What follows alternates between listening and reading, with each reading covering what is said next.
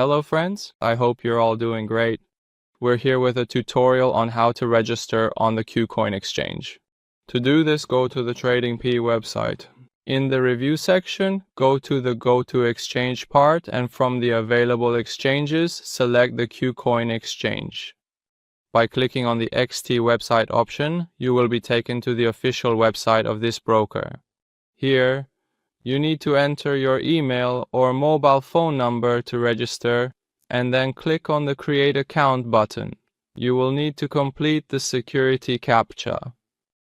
A code will be sent to your email, which you need to enter here to verify your email address.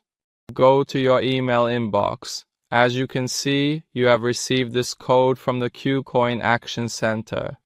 Enter the received code in this section.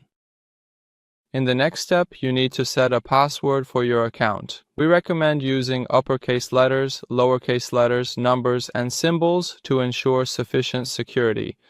You also need to make sure that this password is between 10 and 32 characters long. Well, as you can see, your account has been successfully created.